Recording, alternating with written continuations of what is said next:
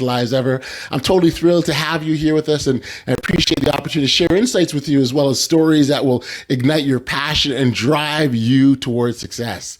Now, just like a stand-up comedian uses humor to connect with their audience and spread joy, our guest today, Conor, shows us how incorporating humor in our lives can positively impact those around us.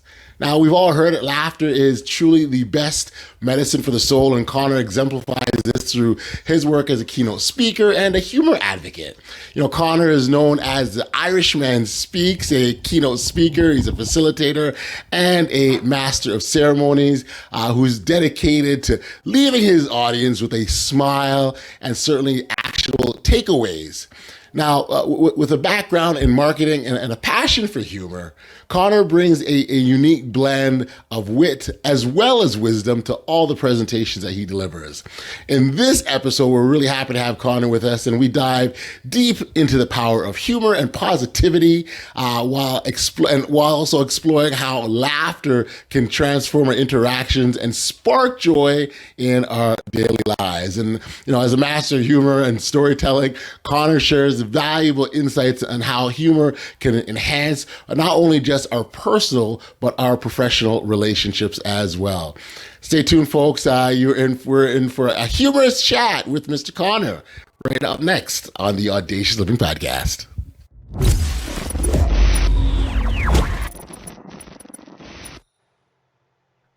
Hey, Conor, thank you for joining me here on the Audacious Living Podcast. It's really a pleasure to hang out with you listening. So thank you for being here. It's my pleasure. I'm just outside of Chicago. This is the back road from Chicago. Nice. Oddly out to Naperville where I live. So delighted to be here with you. Awesome.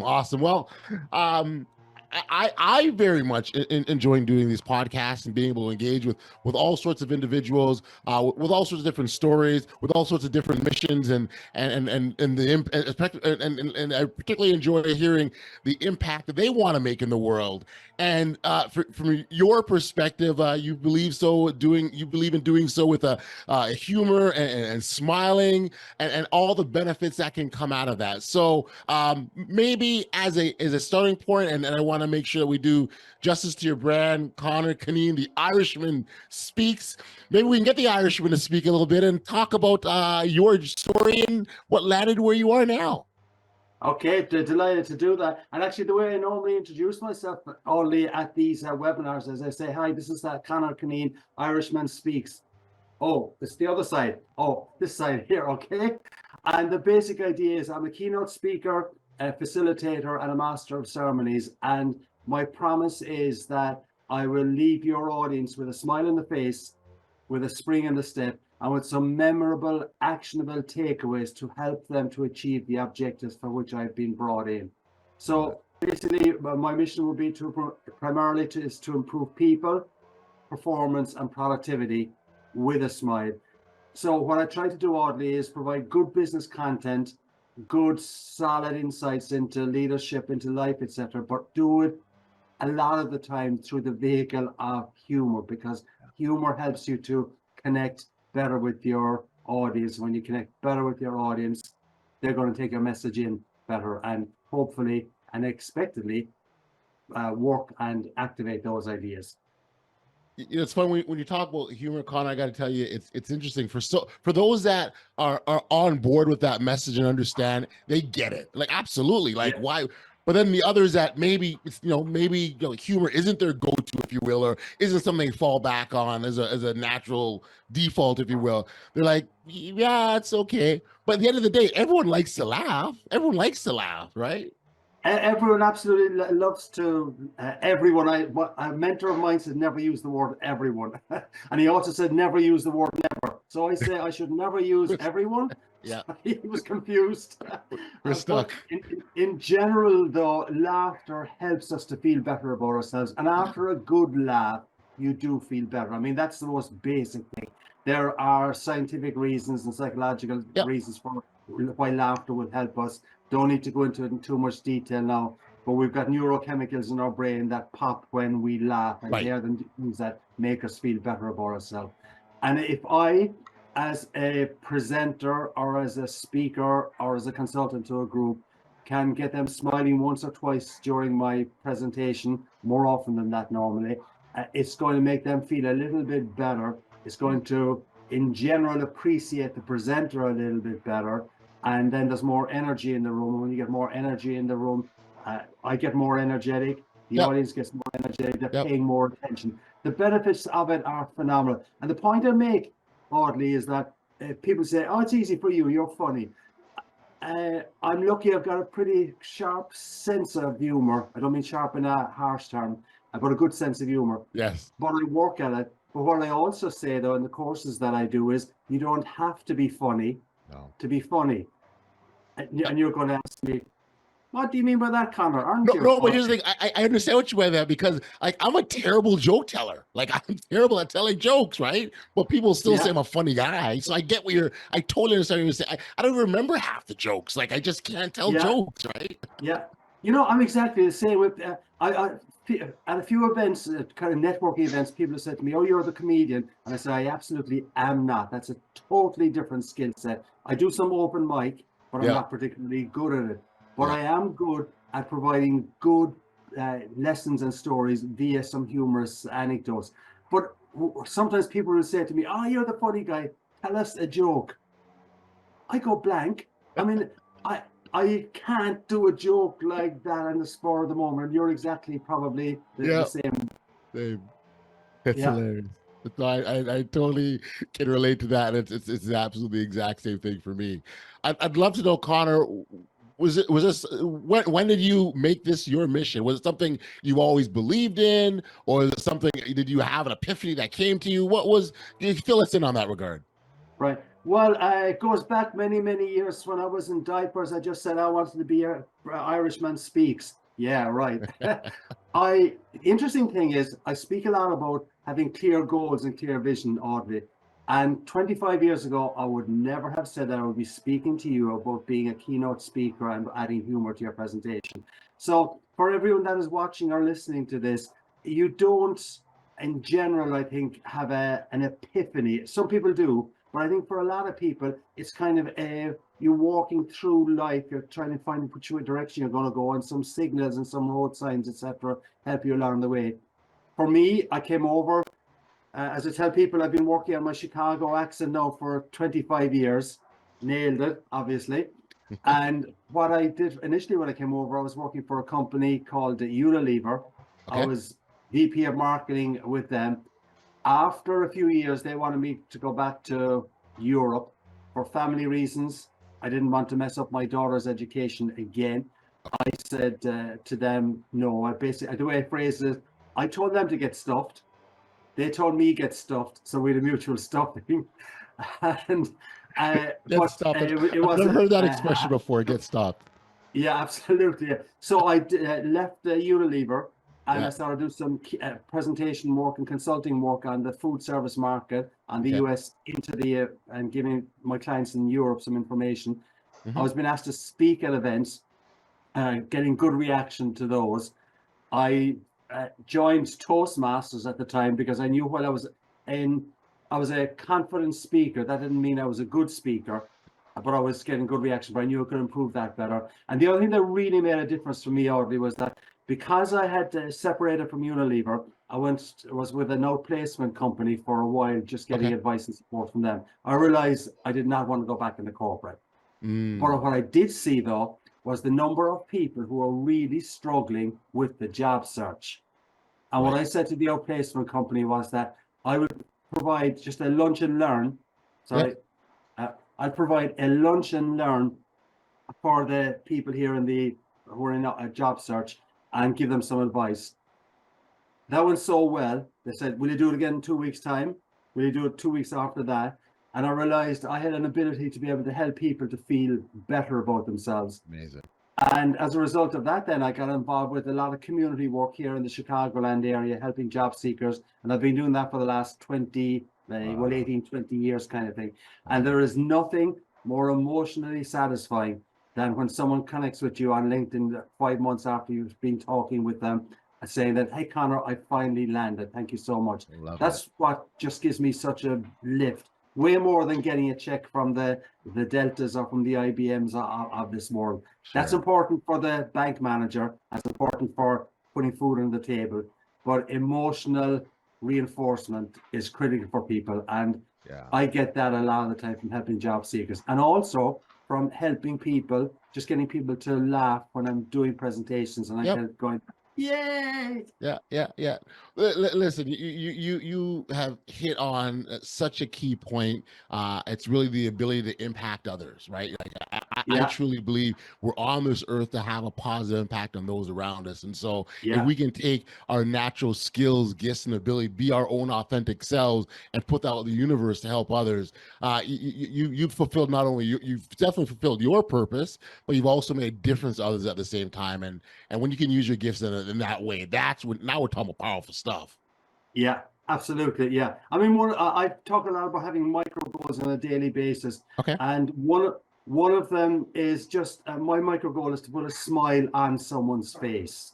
And I know that if I put a smile on someone's face, I'm going to smile back. So I'm going to get the reinforcement. And just a simple way that I often do it, because I'm a speaker and I've got clients all over the country and in Canada and the odd few in Europe, not many, is that if I'm getting on a plane, so let's say I'm getting on a United flight to Dallas tomorrow morning, for instance. As I'm getting on that plane, you have a flight attendant there, and I'll say to the flight attendant, I fly coach class normally, I don't have any illusions of grandeur. I say to the flight attendant, I'm in seat 29C. Can I have my eggs over easy and some crispy bacon on the side? And they just kind of, your reaction, some of them kind of get involved in conversation, and they say, so, well, actually, we're out of eggs, but we'll give you additional bacon kind of thing. And what are they doing? They're smiling. What am I doing after I've left them? I'm walking down the aisle with a big smile on my face, and I've achieved my goal to put a smile on someone's face, which reinforces my feeling of being happy, etc. And it's simple little things like that that make a difference to how I feel and how I think I can help people on a general basis. And then what happens? Let's take that story with the flight attendant, you know, the eggs and the bacon. I know that's actually awesome. They give you extra bacon, by the way. That's really cool. But it's Canadian bacon. It's Canadian bacon, Audley. There we go. But what's really nice about that? So as you said, you walk away smiling. They now walked away and they're smiling, and chances are that smile is overspilling into their next interaction or the next task they do, and they're feeling good about it. People, whether we realize it or not, people are watching us. People are now noticing you smile as you're walking back to the seat, and there's this ripple effect. And the part about this I absolutely love the best is, you know, we can have an impact on others and not even know, right? People will see you smiling down the street, and the thought will be, he's a really happy guy, and I might bring a smile on their face, and you would never ever know. And so the ripple effects is really what I'm talking about. They're tremendous. Absolutely. And another example of the way I used to do this now. Since COVID, it doesn't really apply that much anymore. But prior to that, I used to always, when I was presenting on stage, have a suit on and a goofy tie. So it would be Snoopy, Winnie the Pooh, Donald Duck, or Joe Cool, or something like that, okay? Now, when I would finish my presentation, let's say I'm coming back from that presentation in Dallas, okay? And I'm getting on the airplane at 8 o'clock that night. I leave the tie on all of the time as I'm going through the airport. And what happens? People see the Snoopy tie, puts a smile on their face. Sometimes I forget I've got it on, or would have forgotten I had it on. And I see people coming towards me and they have a smile on their face. And I'm thinking, what? Oh yeah, this. When I was always when I'd be getting on the plane, when they see that Snoopy or Winnie the Pooh tie, they're smiling as well. So it's simple little things that you can do to make a difference to someone. And I've got a few others that I could give you examples on as well, but I really do believe that I can make at least one person feel better today. Now, my wife would say to me, well, why don't you make me feel better, Conor? One step at a time. I'm blessed with a lovely wife. Yes, no, that's amazing. No, and that support system at home is so tremendous when we're out there trying to achieve our goals. So I'm happy that you got that. Um, there is a part about this where I think it's important that that we touch on at least, because we're here talking about the smiling and the happy and the good things. But there are all times when people run into not so good things in life. Nothing in life is a smooth sail Yeah, or a yeah, smooth breeze, and there's times when we quite frankly don't feel like smiling, and because of the yeah. challenges, adversities. I wonder if you could sort of talk about that aspect of life. Right. That's a very good question, and it's so true. I mean, we live in this veil of tears. And what I try and do is my most popular keynote is a keynote titled The Gift of Gab. And you're thinking, Gab from an Irishman, what would I expect? But Gab is an acronym though for goals, attitude, behavior. Okay. Goals, attitude, behavior. And what I do say is that we can choose our attitude. Now, you're kind of saying, everyone says that. But the way I look at it is that if something goes wrong, so let's assume, to just take my business here now, for instance, a couple of days ago, I was pitching for a piece of business, reasonably confident I was going to get it. Hmm. Then I got an email saying, Conor, we're going to go with some other speaker. And Okay. so I say something like, oh, golly gosh, this is terribly unfortunate, or that kind of a, Right. you might know what I come up with a 4-letter word, as you can imagine. But by the way, the word is oops, okay? Oops. Oops, Thank you okay? for clarifying. Uh, Thank you for clarifying. right. But what happens then is that, all right, first reaction, Yes. but then I use this really powerful question that I think everyone can use. And the question is, what do I want my attitude to be? What do I want my attitude to be? Because if I ask that question, I'm not going to say, I want to be annoyed. I want to be frustrated. I'm not going to say, I want to give out about that event planner, etc. I'll Right. say, all right, Conor, I want to use this as a motivation to go after the next call. And that's actually what does happen to me now, because I'm so used to it, asking the question that I just take it as, hey, this is a chance to remotivate yourself, etc. So it is a powerful question that, particularly when you're in and less than an emotional scenario, can be really powerful. I'll give you an example where it can really work. Let's just say some of your listeners are going into a meeting today with one of their subordinates, and they have difficulties with their subordinate, okay? And they know it's going to be a tension-filled meeting. But there's two ways you can go into that. You can go in kind of all guns blazing and saying, Yep. we got to get things sorted out. Or you can say to yourself, all right, what do I want my attitude to be Yes. at this meeting? And Yes. you'll say to yourself, I want to get something out of this meeting. I want this person still to be on my side at the end of the meeting. Yes. And when I ask myself the question, what do I want my attitude to be? It kind of focuses the way I will address that meeting. And I'll walk in less maybe confrontational, less Right. abrasive. Because the other thing I say in presentations, Audley, is that human beings mirror human beings' reaction. So if I walk into that meeting with all guns blazing, that person knows straight away this guy's coming in with all guns blazing. Blazing. I'm Yeah. going to get out of the defensive straight away, Right. and we got Right. boom. Okay. Whereas the other way is that if I say, having asked myself, what do I want my attitude to be? I want to Yes. get something out of this meeting. I'll walk in, I think, more relaxed, professional, and want things to happen, etc. But it already sets the tone of the meeting by the way I Yes. just walk in. Human Yes. beings mirror human beings' reaction. I love that so much, Conor, because you're absolutely right that our attitude really determines everything. And so when you have that literally that you're asking yourself that or you have an internal dialogue about how do you want to show up, how do you want to be, how do you what you want your attitude to be, you're constantly making that selection. And then what happens as time goes on, and the more you do it, you just naturally go to that place. You just naturally do it because that's what you Uh, are. And this sort of touches. I know you do a lot of work in branding, but this also goes in the branding space because it's what you become known for. It's what you've established, what you put out there, and what people recognize you to be. And I think that's such a wonderful exercise to go through. right, and that's actually a very good segment into I mentioned the gift of gab: goals, Yes. attitude, Yep. behavior. Yep. And my basic point with behavior, Audley, is that your behavior creates your brand. Yes. Your behavior determines what people say about you, Yes. and what people say about you is your brand. So your behavior creates your brand. Your behavior determines what people say about you. What people say about you is your brand. So what I ask people in my presentations and keynotes is, what is your brand? Yes. What is it that you want people to say about you? And if you know what you want people to say about you, you can make some effort to make that kind of experience and that kind of commentary happen. It doesn't happen by chance. No, it doesn't. You know, I'm reminded of a story. You know, years ago, I was sort of in the, so again, you help people with job and career, and I remember there was a particular job area I was really focused on, and I was, you know, I lost count of the number of sort of, you know, information interviews I called people up or number of times, and I just remember going through a whole whack, and then I had job interviews, and I can't remember the number. It was a ridiculous number I'd gone through, and each time I was rejected or wasn't it, I just okay, keep it, and I jumped back on a horse and rode again, kind of a thing.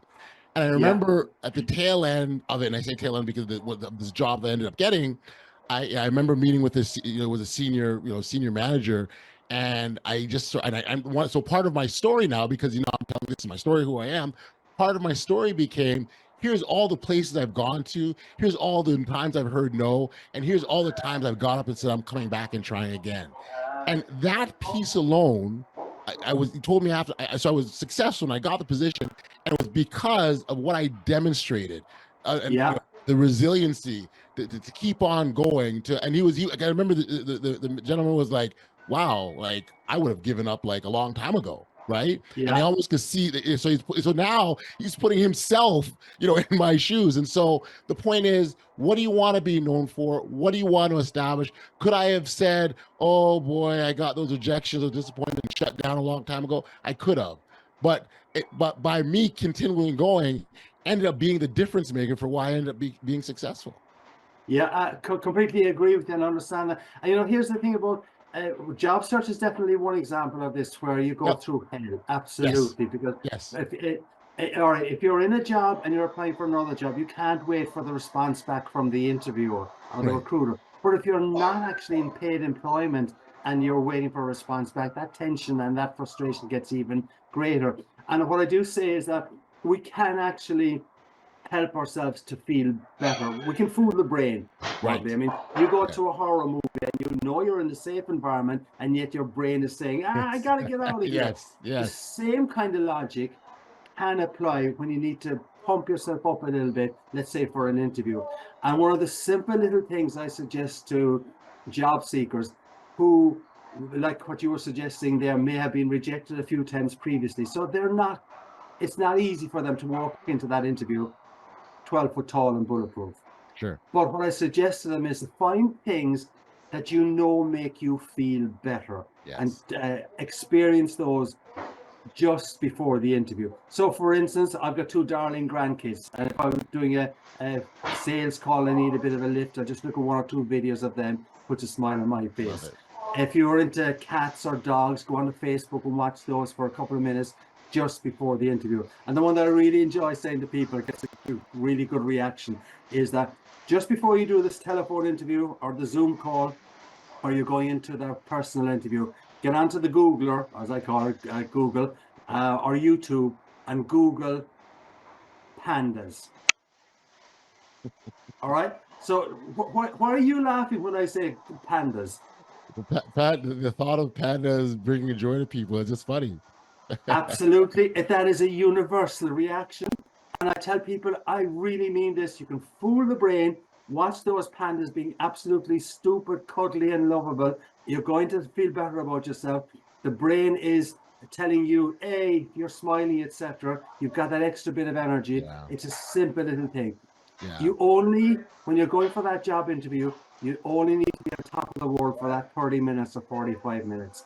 When you're finished, you can come down again, but you've got to be at your best when you're doing those sales calls or presentations or things like that.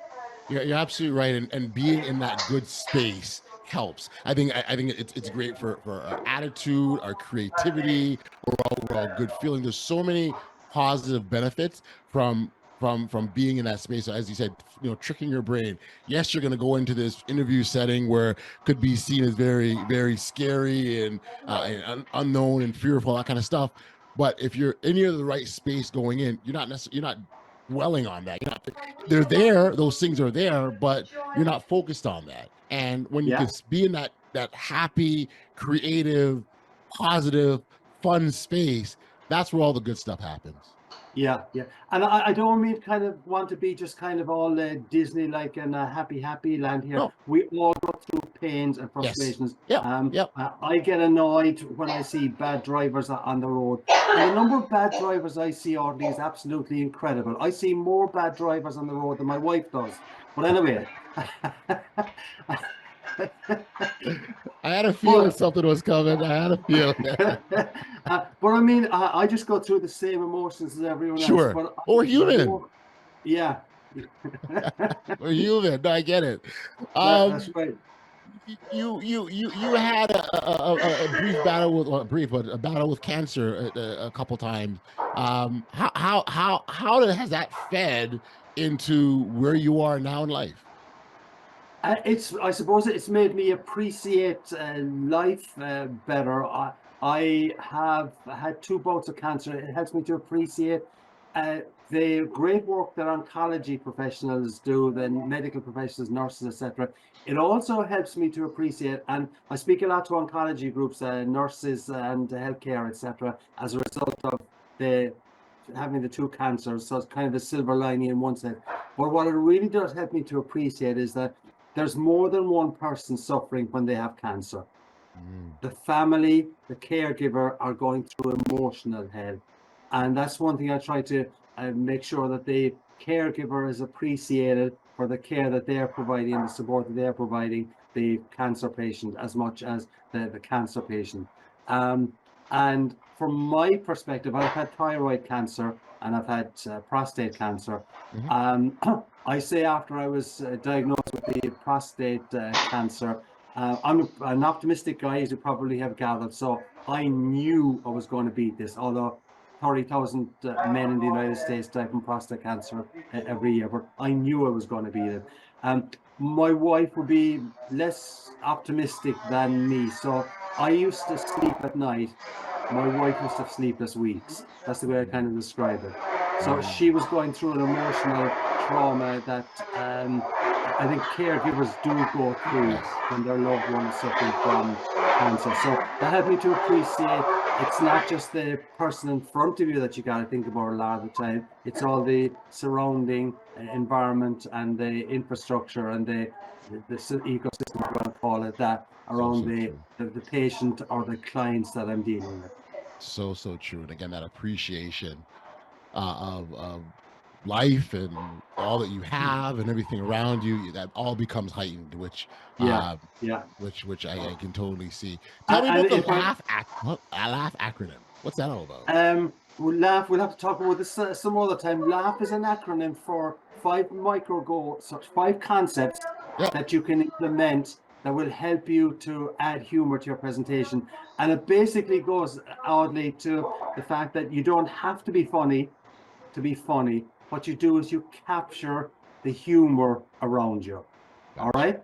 So I'll give you one quick example on that. So laugh is for listen and record and capture the humor around you. A is about anecdotes, and we were talking about this earlier. You were saying when we were talking about jokes, you obviously are a fun guy. I can see that you laugh as well a lot. But I would reckon that over the last week, most of the time you laughed was not because of jokes. It was because of stories or quips or anecdotes, etc. And that's what the A in laugh is about. You is uncomfortable, and the funniest stories are the ones where you were uncomfortable at some stage, but now you can tell it to your friends about something that went wrong. You're laughing at it. G in the laugh acronym is get onto the Googler and just Google for a humorous quote or a humorous little reference about something you're speaking about. And H is one that takes a bit more time to get used to, but basically the H in the laugh acronym is go from he to ho ho ho. And the idea there, Audley, is that you said something that might get one of your guests laughing, okay, or just chuckling, okay? Think about that afterwards and say, that got them going, he. Now, is there some word or some way I can improve or enhance that to go from he to ho ho ho. And that basically is why so many comics do open mic and go to mics night after night after night. One simple word or an additional pause in the phrasing and the way they present it can go from just to ho ho ho ho ho kind of thing. So that's the laugh acronym, but love to talk to you in more detail about that at some stage. But I do believe that for people who are presenting on a regular basis, take that laugh acronym, just capture the humor that made you laugh last week. Is there some way I can take that and drop it into my presentation without being silly or just coming across as being a comic? Because you don't want to come across as being a comedian. You want to come across as being a professional. And the only way you're professional is getting a message across through a little bit of humor. And I'm so glad that you made that distinction, because it's sometimes easy to you know, like you said, like, you know, I want to write this speech, but I want to make it funny, and so we start to try and be comedians, right? Yeah. We try to make it funny. We try to be, and if you stop, to your point, and so the laugh acting, what it does a really good job, it makes you, is forces you to stop and sort of take your time and go through the steps. And that's what you can build on. What gets really nice is once you've done it a few times, it just becomes more natural. And again, we talk about the branding; it becomes part of how you do things. Yeah, absolutely. And what I say to people is that, let's say I'm doing a program for presenters or keynote speakers on adding humor to your presentation. And I say, all right, you're doing a 45-minute keynote. Yep. Well, all you've got to do is get the audience to laugh 4 or 5 times or smile 4 or 5 times in that presentation. And they'll think you're a humorous presenter as well as having good content. Right. And what I say to them, particularly with people who do keynote speeches and present a lot, most of the time you're presenting to different audiences. Yes. Okay. So for me, like if I've got 50 or 60 events in a year, about 50 of those probably would be to different audiences. So I can basically take the same humor in that speech and bring it to the next one, customize it a little bit. Yes. So I mean, you don't have to have a dramatic amount of anecdotes, quips, humor, etc. Just have some solid ones that you know you can use. If you're a salesperson and you're making a significant and large value calls on a regular basis, you should have a couple of little areas where you know you're going to say something that will put a smile on your client's face, and it will just when you do it in a professional way and it's appropriate, it's going to help you to create a better connection with that client. Again, I love the simplified approach. It really, and when you break it down the way, Conor, you're absolutely right, and it's something that anyone can do. And I do like the fact that, you know, you can be humorous and only tell, you know, and they get 4 or 5 laughs and they think you're a humorous person over a course of an hour of speech. That's their 45-minute presentation. I would imagine at the beginning and at the end would be probably 2 good places, right? Right. Yeah, I mean, there's different views on it, but just make sure you space it out, kind of thing. And one simple little one before we go is that if you're on Twitter, for instance, or if you're on Facebook or Instagram, you're going to see something today that will make you smile, probably. Yes. And what you should do is you should just capture that, put it into a little file, and maybe sometime somewhere I'll be able to use this little quote and pop it up and say, so I believe that if it's important for you, let's say we're talking to salespeople, it's really important for you to make sure that you're prepared before you go into a meeting. That's the core message, okay? But I would bet any money that if you look at Twitter over the next week or Facebook over the next week, you'll get some little anecdote or quote that would help you to reinforce that. And what you can say is that when you're doing a presentation, it's really important for you to be prepared before you go into your sales call. But this person here on this slide, for instance, had a slightly different view of it. Okay, so that's the way you can drop the humor in. Yes. You don't have to create it. No, I do create a lot of my own, but you don't have to create it. You capture it, and that's what will help you to connect with your customer, your client, your audience. Well, you watch these late night talk shows, and what do? They look at the news of the day, and that's where all their jokes come from. They're not writing it; they're just commenting on it. So there you go. That's true. Yeah. Conor, this has Yeah. been such a great chat. I've enjoyed myself. I've appreciated the time, and I've appreciated the humor and the laughter. But particularly, I do love the commitment to the work that you do. The commitment to smiling and bring smiles to the faces of others, and we sort of talked earlier. There's so many positive ripple effects that come from that, Yeah. and so you've got me on board. I'm 100% with you, and I believe so. We talk about this podcast and living, this best audacious life, and being joyful and happy and humorous. All these things feed into it, and so I really appreciate you for being here. For our listeners that wanted to connect with you or learn more about you, where can we send them, Conor? Well, what I say is the brand is Irishman Speaks. Oh, it's still on the wrong side. Okay, Irishman Speaks. That's the website. The YouTube channel is Irishman Speaks. The Instagram, Facebook, TikTok, I'm on Irishman Speaks. And if anyone is interested and wants a speaker to improve their people, performance, and productivity with a smile, the name is Conor Cunneen. I actually say Audley, by the way, it's Conor, only one N. My parents couldn't afford two N's back in Ireland, so I get it. but it's been a pleasure speaking with you, man. I Yes, it really has enjoyed the been. conversation. This has been fantastic. Conor, all the best, my friend, and we'll see you soon. Thanks a lot, man. Take care. Cheers. Bye.